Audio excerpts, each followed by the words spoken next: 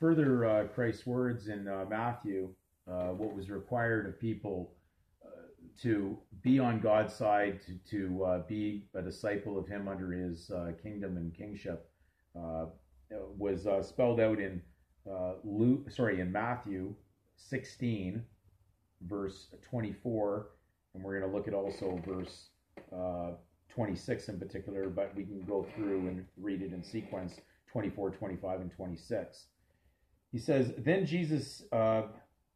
said Jesus unto his disciples, If any man shall come after me, let him deny himself and take up his cross and follow me.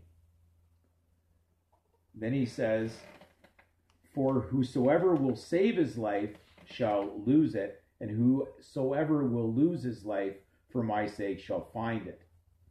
For what is a man profited if he shall gain the whole world and lose his own soul? Or what shall a man give in exchange for his soul?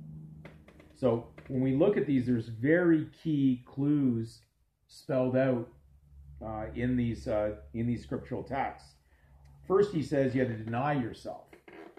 Well, is he saying to deny who you really are, or is he saying to deny something else? Is he talking about, because we know the flavor around the scripture is dealing with greed, ego, material wealth. It's nothing to do with spirituality that Christ was representing. That's the illusion of the world of sinful man through Satan and his lie. So we know that would be the direction he's bringing people out of. Certainly, it's a war between you and yourself, warring against the flesh that wants to do all the legal licentious things that you do, and you think you can gain, which in reality are not reality. They're fiction. So therefore, you never really ever hold title to these things.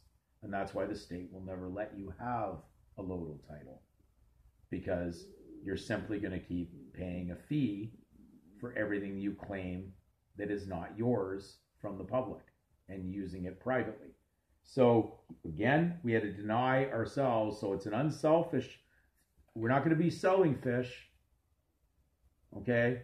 You'll be giving fish in reality when this is all over, but you will be leaving everything in the public with no debt, but you certainly will not be using it for your own gain. That's why you had to deny yourself, because you're denying your selfish intentions that could be in there that have been baited and induced through, unfortunately, false information. And it even comes from the world's churches that don't really deal with this, because they're involved in the very same sin. These preachers, these reverends, these priests are all doing the same thing, and just basically collecting off of your lack of knowledge. So again, he says, if you're going to try to save your life in that world, in that title, you're going to lose it. And he says, what would you give in exchange for your life? Well, I'd give everything, because life is priceless.